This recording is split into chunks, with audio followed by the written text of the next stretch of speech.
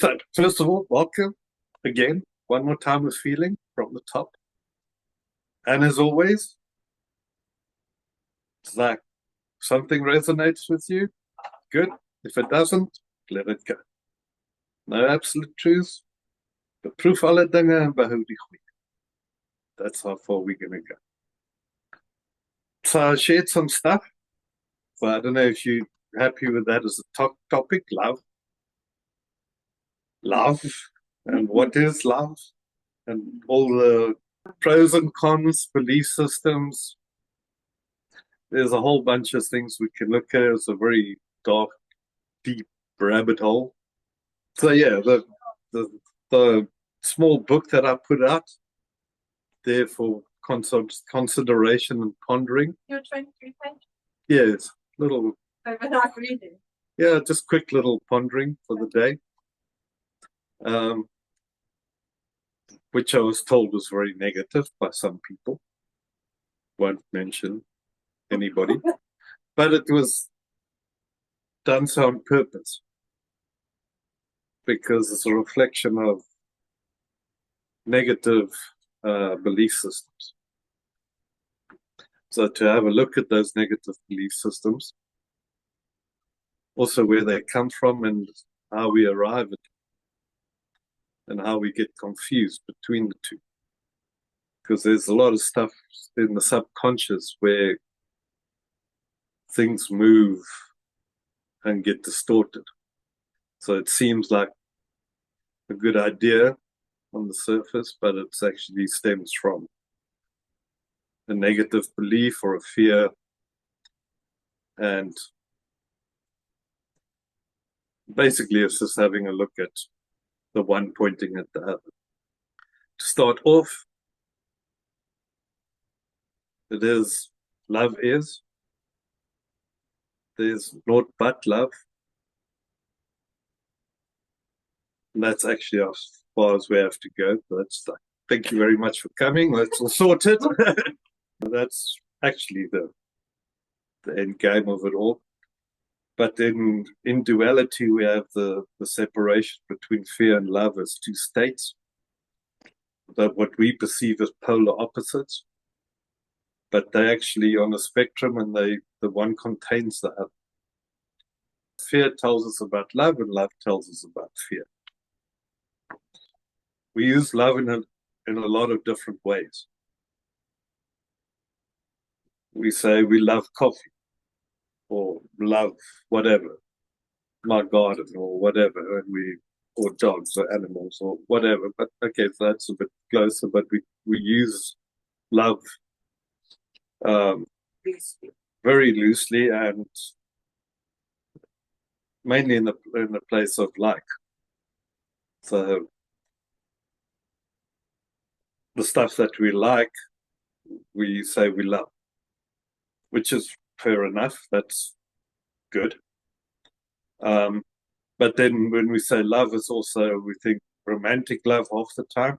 But there's a whole bunch of other loves and stuff that I haven't really got into yet.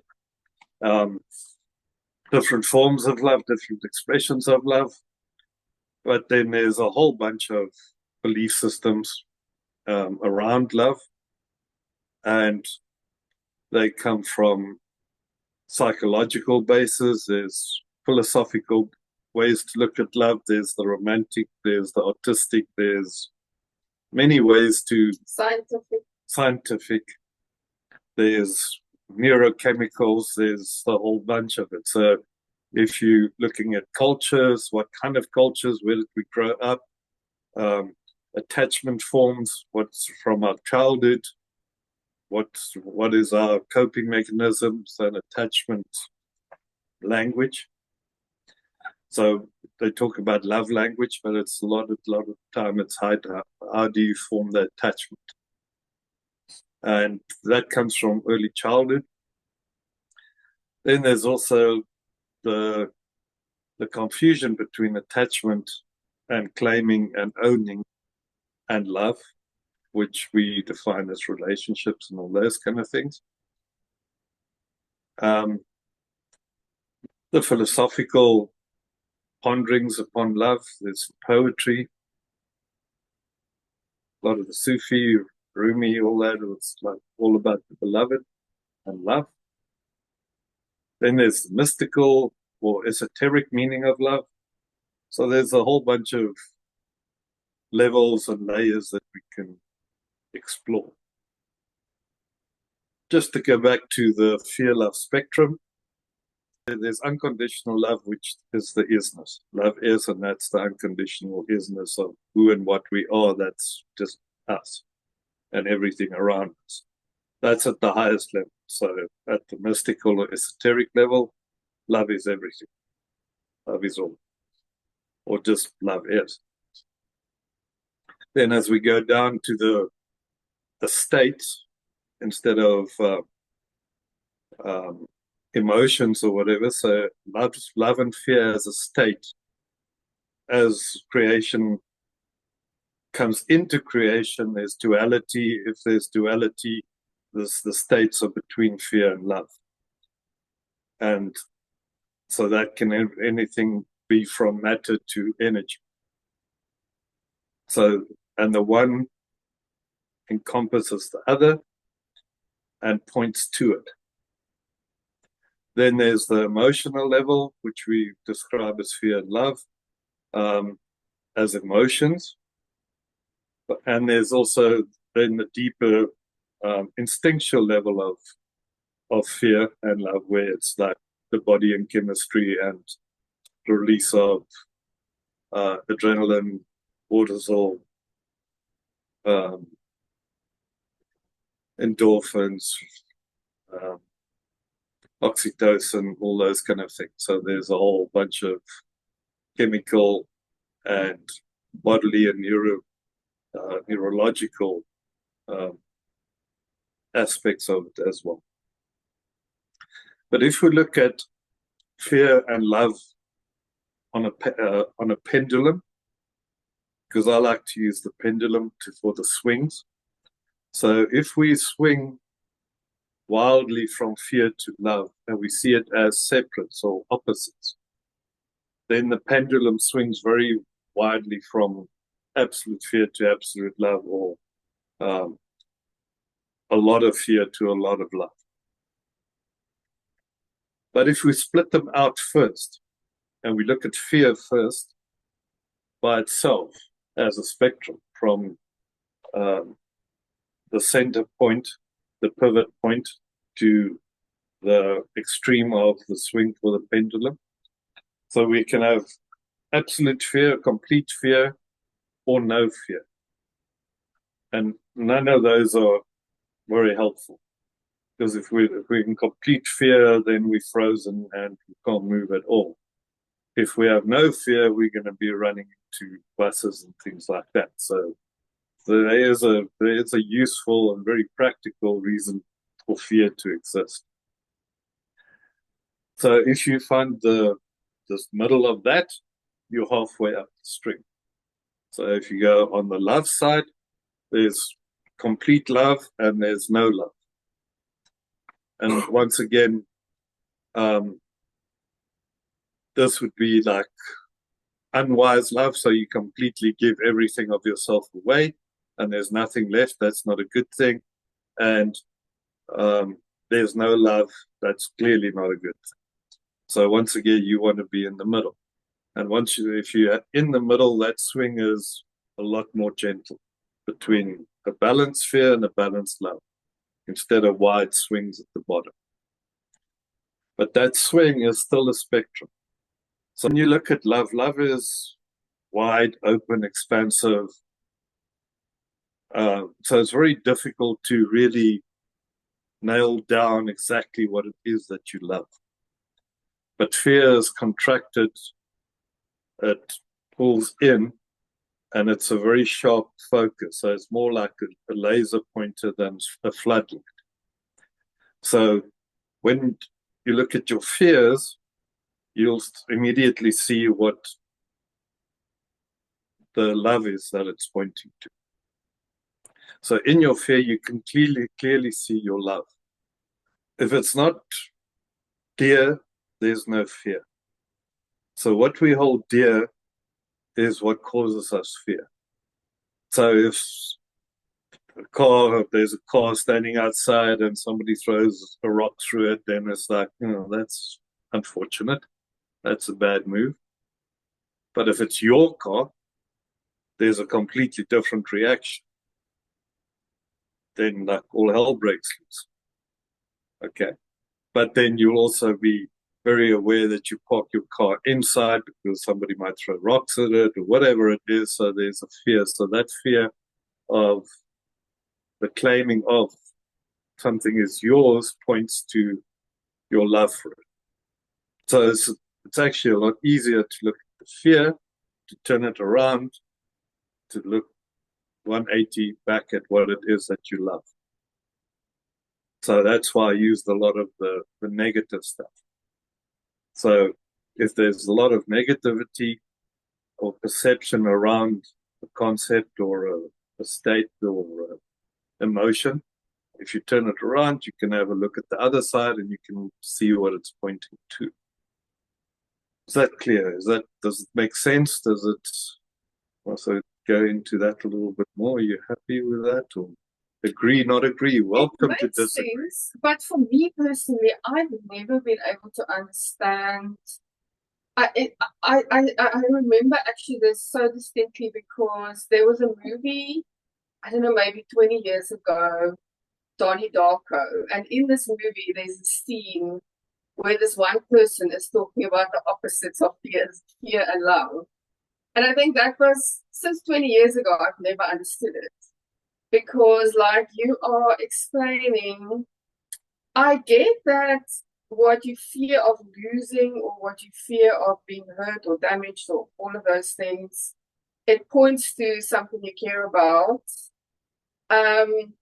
But it still doesn't feel like an opposite scale of the spectrum to me. You know, like love and no love on the spectrum, the no love part doesn't equal fear to me. So yeah, I don't know. I just don't understand the concept at all of the opposites of fear and love. It just, yeah, I don't. It My brain can't compute. Good. I get what you're saying, but brain doesn't compute. That's what I like. So what's your definition of love? What have you experienced? What was the concept? Because you see, we all have high, lofty ideals of what love is and should be and all that until we fall in love, and then there's hurt, pain, chaos, all kinds of stuff happening. And then it's like, and then some. And then we get hurt, and then we build up protection against that. And there's belief systems that come in and all that kind of stuff. So it's both having I want to have a look at all of it, but especially how do we experience it? Tara, floor is yours. There's not just one experience, and I think that's where I have the problem. I don't know, but I think it's Icelandic or one of those languages. They have like, I don't know how many, 50 to 100 words that mean love. And I think that's one of the problems in the English language, like what you were saying before. We like something, but we use the word love. There's so many different experiences and so many different levels of love, but we use that one word. And I think that is what brings the confusion. We actually need many different words because it actually is many different things, but we're using that one word and it just confuses the issue. Because that word gets distorted. Yes. And used and abused and misused and all the other stuff. Yes. Because then we can slip all kinds of things into it, consciously, unconsciously, subconsciously, to manipulate, control, all in the name of love. So we fight wars in the name of love, really.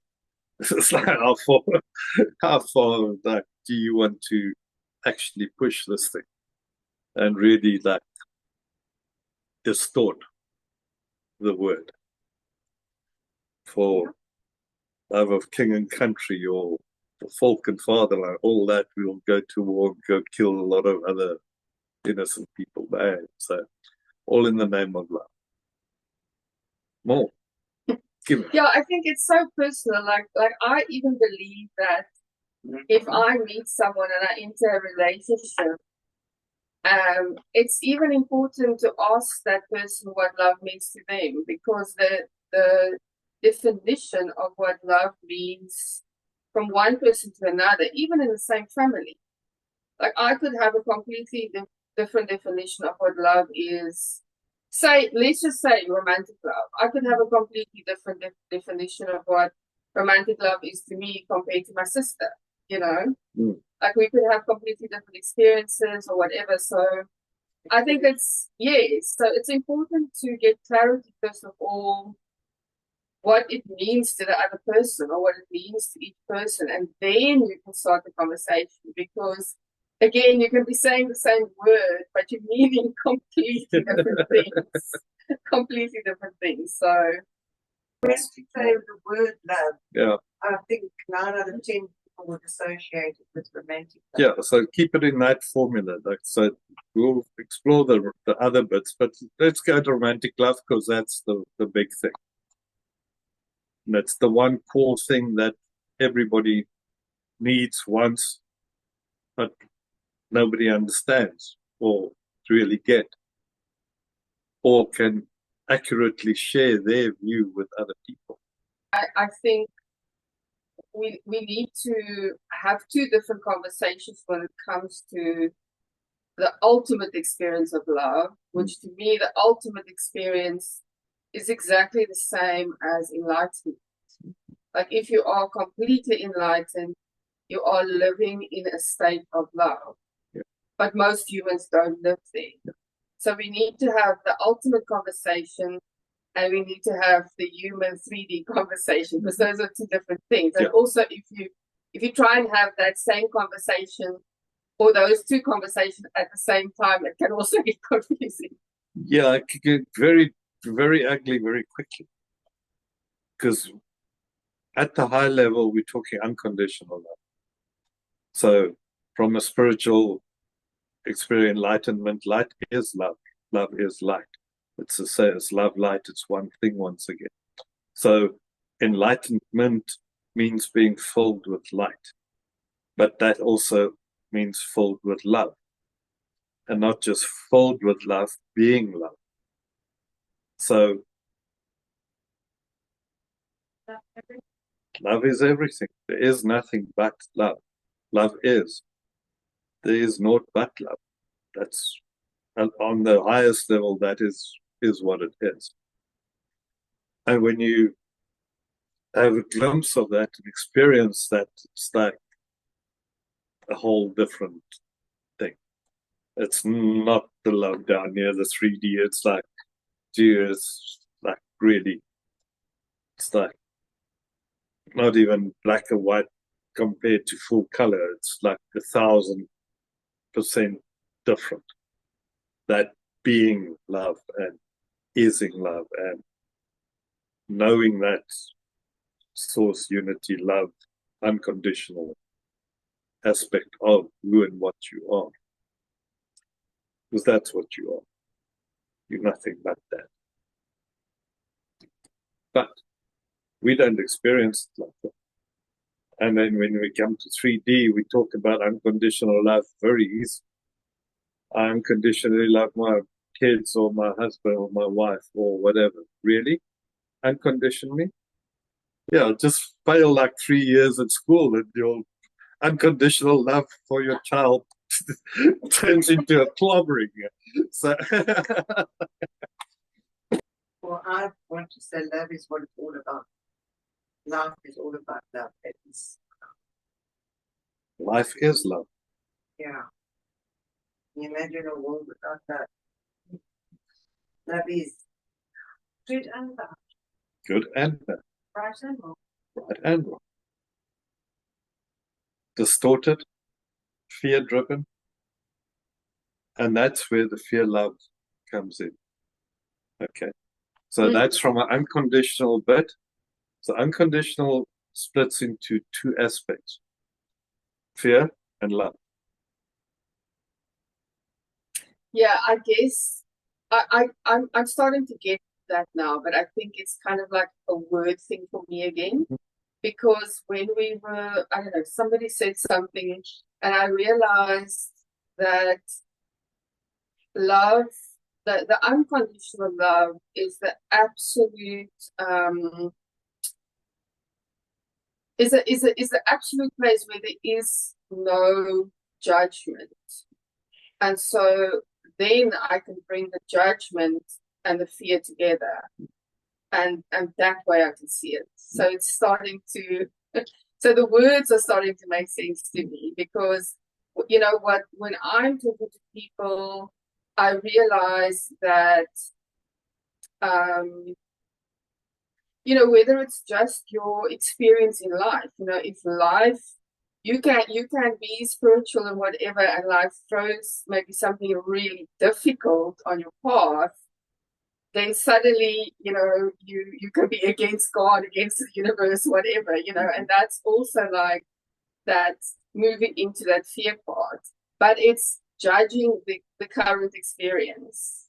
So yes. So if I can bring the judgment and the fear as a link, then my mind is starting to.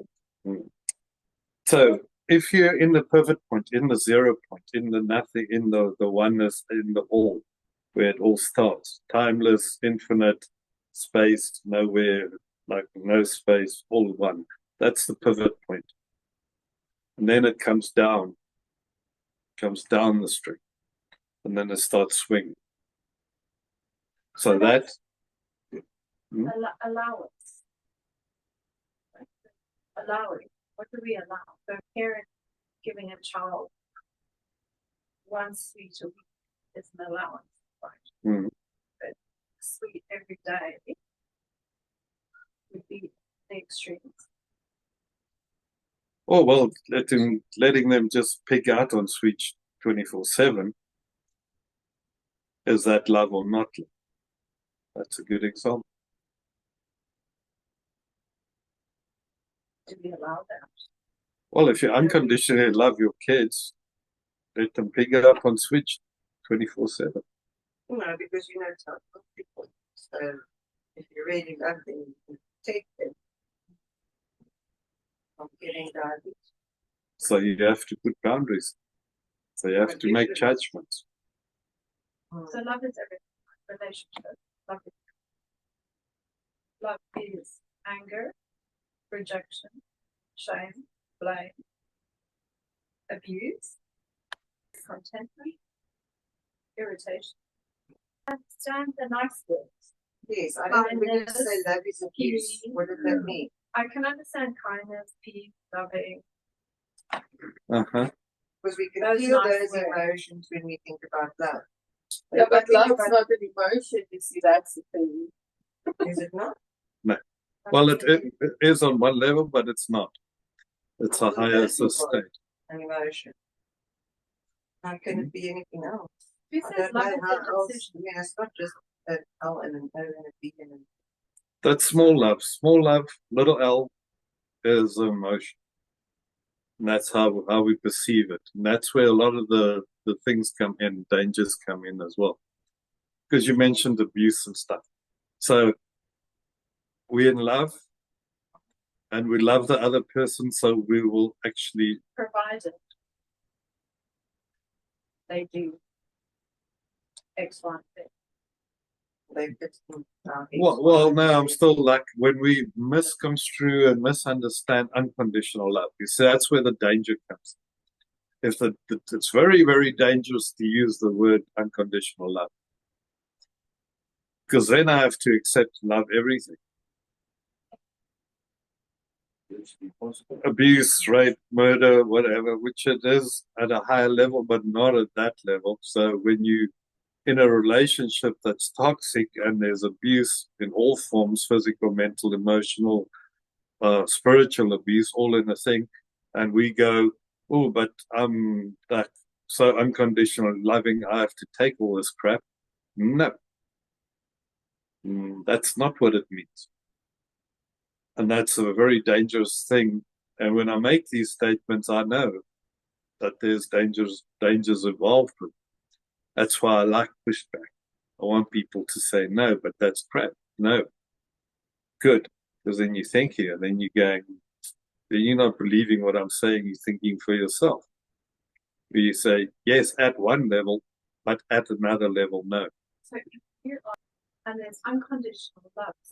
So again, on the spectrum, you have a choice to stay. With the other end of the spectrum being, okay, so yes, you stay out of fear.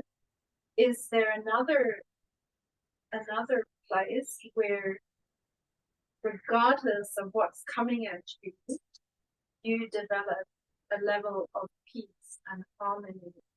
Okay. But that's why we always have to clarify: are we talking human experience, or are we talking ultimate enlightened experience? Because you can see for yourself that if you're trying to talk the two at once, your brain just cuts out. If every single human on this planet right now lived in an enlightened state, then how beautiful that would be, and then we could all live in unconditional love. But right now, I would probably guess 99% of people are not enlightened. So therefore, we have to have boundaries. We have to have a conditional way of working with love. Otherwise, you might get abused. You can even think about Jesus. He was living in an enlightened state, but those around him still wanted to kill him because they couldn't deal with what he represented, you know. So yeah, So it's complicated. So that little bridge, or those stairs, or the ladder, right? One step at a time. How can I? What words, right? If there's 500 words for love, what steps can I take? Okay, so first thing, everybody is enlightened. We just forgot. Okay, so what makes us forget? What is the veils? So in the veiled state, in our state of forgetting who and what we are, we believe that we are not enlightened, that we are not loved, that we are not liked. And in looking at the 3D world around you, that will be confirmed a lot. So you look at romantic relationships, marriages, whatever. Yeah, how well is that working out for people? Yeah, so very important to make that distinction between the modern and the mystic, because those are two different things.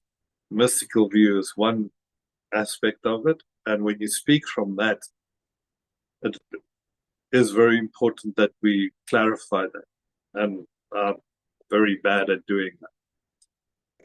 Apart from the veil that we're born into and the forgetting, then we start looking outside and we start forming belief systems. The slate is clean with a young baby. Okay, you might have previous lives, you might have karmic influences, you might have a whole bunch of stuff, but let's just stay on the 3D physical real thing plane.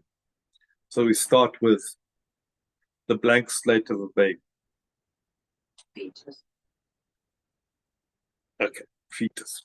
So yes, very much so. What is that? Because that's where your belief system starts developing already. You're correct. So if a mother feels tension, fear, anger, resentment. Yeah, well, if mother's pumping adrenaline, endorphins, cortisol, also that poor kid's like getting hits, big hits all the time. Never mind the external drugs, just the internal drugs are big enough. But if you flood it with oxytocin and serotonin and like all that kind of stuff, if the mom is calm and relaxed and loving, and it really like they embody it and feel it and bring it into the baby, then yes, all of that stuff, that is your first grade. But then you pop out, and then what? You got colic and you scream all night and your mother wants to feed you. Yes. Well, first thing, as you get like Popped down. you're sitting there chilling in your nice, warm, comfy, dark little space, all lacquer. You can hear the little heartbeat. Everything is nice in rhythm. There's a flow. Next thing, you ripped into noise, light, cold, and then somebody smacks your ass. Like, so like, right? Like, hello, welcome to the real world. Cry. Like, oh, like, oh, light strike. So the biggest trauma that we actually will experience is that moment. Our first trauma, biggest trauma, physical trauma. Yeah. So if you're looking for your first trauma, that would be the one. So here we go. So now, basically from that moment, everything affects us. Everything is life-threatening because you cut off from your supply. You're dependent. Yeah. Now you're completely dependent on others. It's terrifying. The first year of our lives must be completely terrifying. First 2, 3, 4, 5 years. And we're wide open, and it's all subconscious, and there's no prefrontal cortex, there's no language to explain these things. Yeah, that's hard. And those eyes are just like, they're still 1 foot in heaven, man. Just like, look at the baby's eye, you see infinity. So what's your natural state? That is your natural state. So what are you seeing in a baby's eyes? You can see when they plug out or plug in, back in actually, or like, because they'll hear and they'll focus or whatever. Next thing is just like, dude, you've gone somewhere else. But that radiates something. What is it that radiates? Pure natural being of unconditional love is what you're seeing.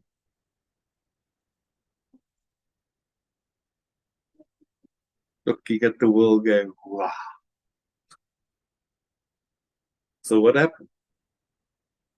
Well, I know I was a pain in the ass right from the start. I was told that. There's belief systems that gets developed at that stage. So We still feeling, but with vibrations at that stage. So apparently, We live with vibes. subconscious is wide open. That's just pure programming that's happening at that stage. And superconscious is still open as well because you're still connected to the isness. So all 9 senses wide open without the block of the intellect and words. So that's still pure experience and awareness before we start naming it and claiming it. And that's the part that we forget about ourselves. Because when we think love, relationships, all that kind of stuff, we think of the others. We're looking at our reflection and we're trying to change that or enforce our beliefs, will, opinions, judgments on the others. But we forget about the self. En met jou naaste lief hê soos yourself. Love your neighbor as you do yourself. That's where it starts. I've learned to love myself since I had my way. Because if you include yourself in the equation, then with abuse and all of those things, how much would you tolerate? You will only tolerate as much abuse as that you give yourself.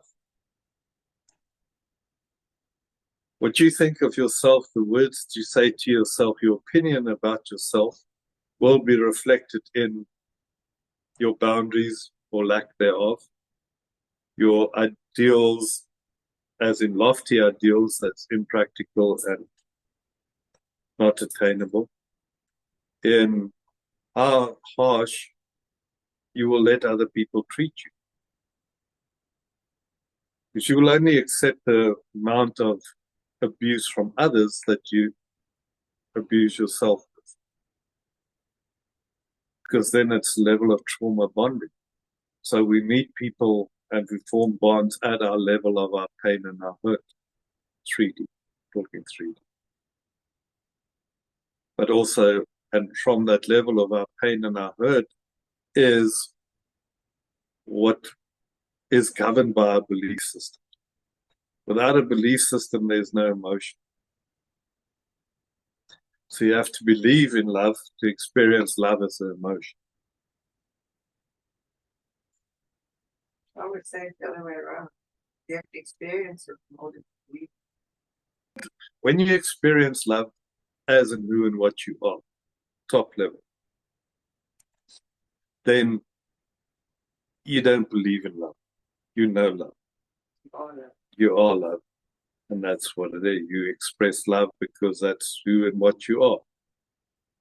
There's no conditions to it. There's no half cups. You're a full cup that's overflowing.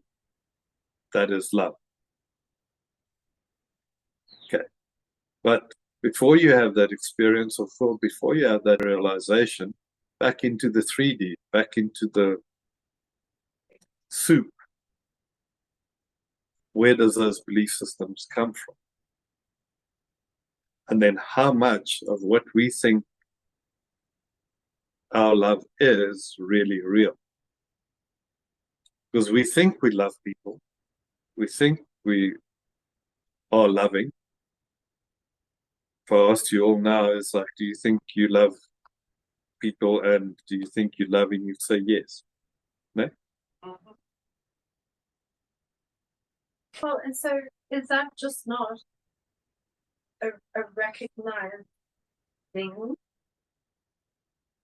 a level of yourself? Right? Mm-hmm.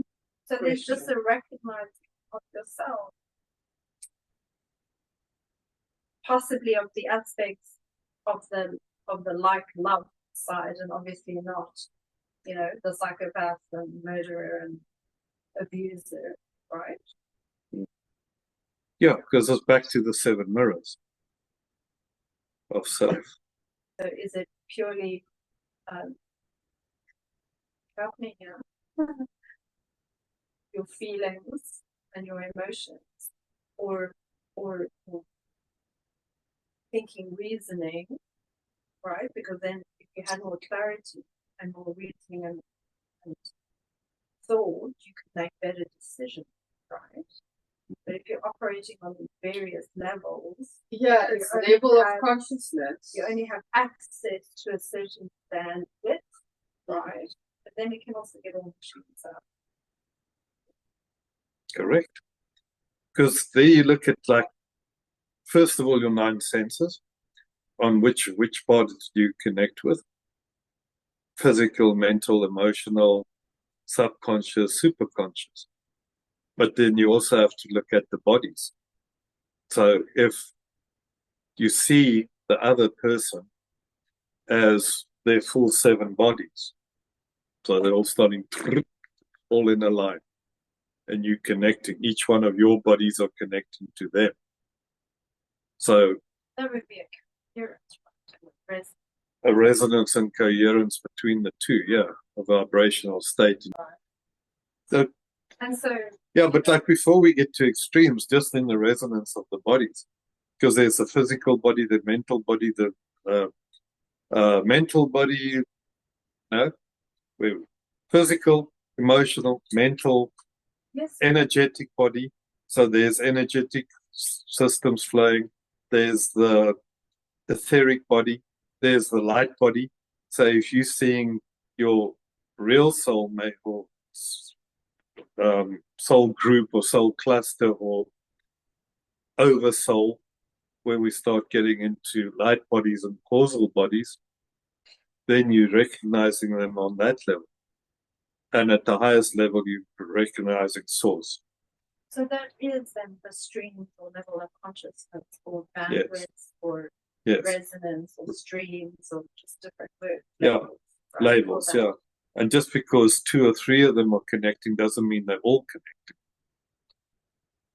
And that's again why spiritual life can be so confusing in the modern world, because centuries ago, you know, whoever was teaching spirituality, say for instance, like Buddhists, you know, they would monitor the students and give the right information at the right time. Now the information is out there and people are using similar words, but from a very different place of consciousness. And it creates so much confusion in the world. Yeah, because all the books are open. There's no more occult. The occult, all the occult knowledge is now open, apparently. Okay, so if that's not complicated enough, then we have to go back to 3D, the real 3D thing of survival. So now we're going from survival up that whole ladder once again. So from baby, where it's literally survival is your connection is your survival. There is no difference. And then as you grow up, what happens in the household?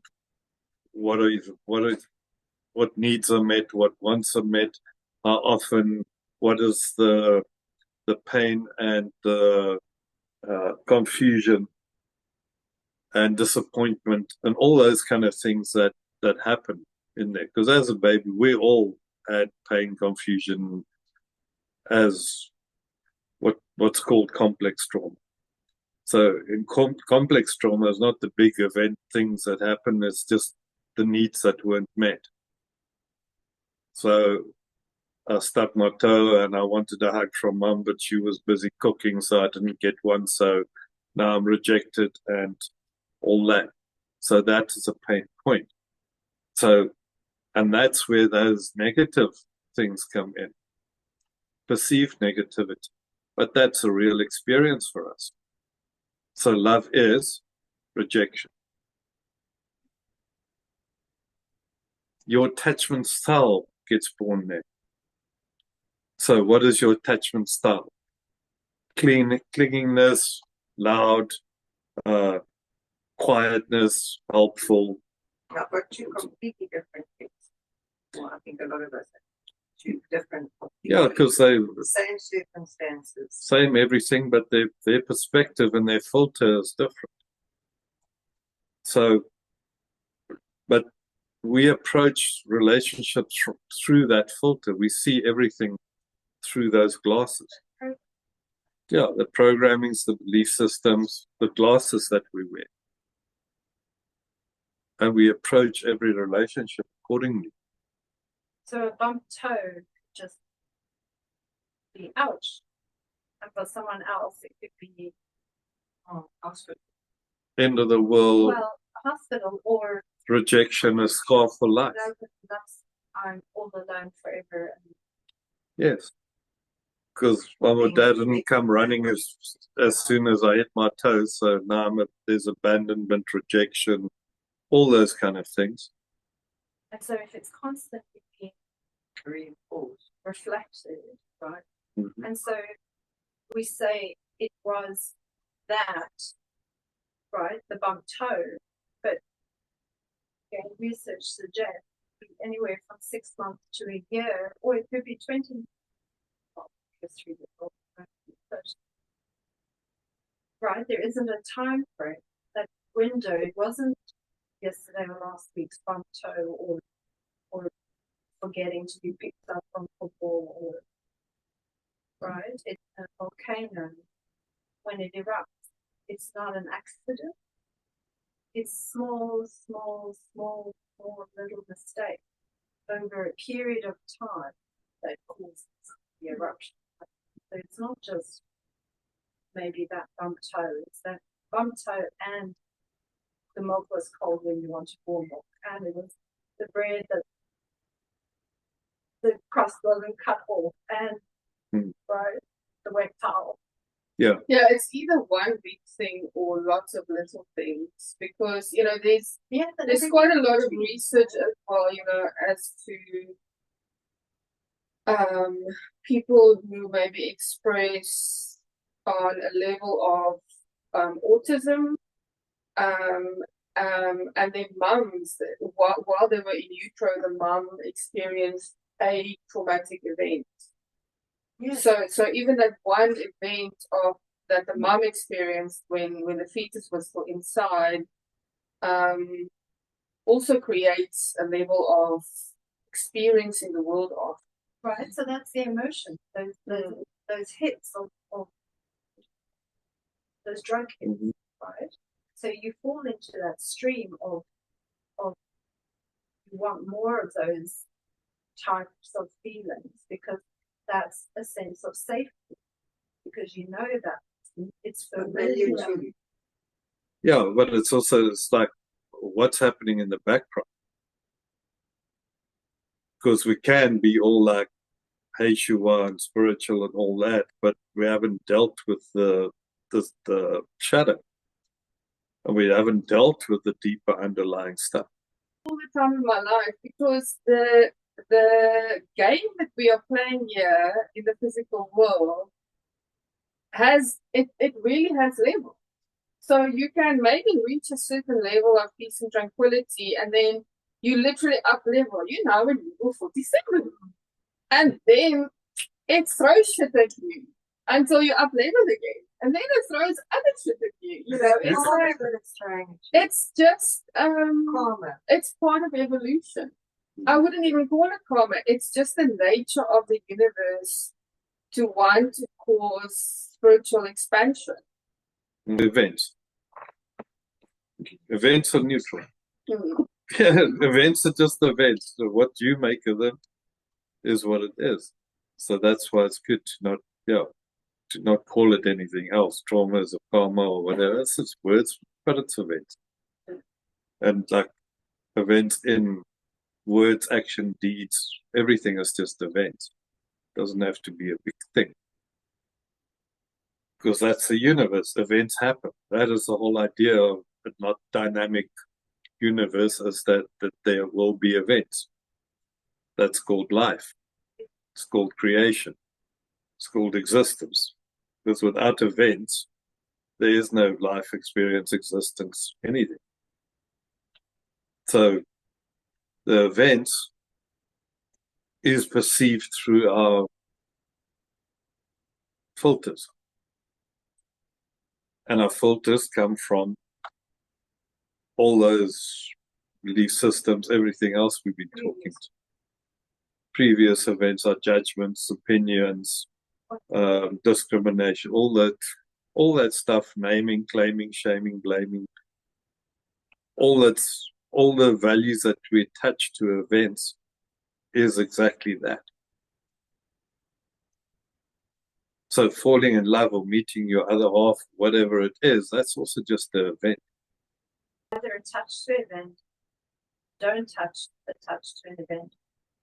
Events are catalysts. So boy, girl, you watching this in the restaurant, they come in, meet each other, they check each other out, they get close, they sneak a kiss. Two people, event, happens. Catalyst for you, observing, what would you think? Oh, that's sweet. That's so nice. Look at the young love, blossoming. All that spark, energy, chemistry, life, True love. So beautiful. But if one of them was your partner, and you put claim to, and it's your boyfriend or husband or girlfriend or whatever, and that same event happens with the same two people, what would you think?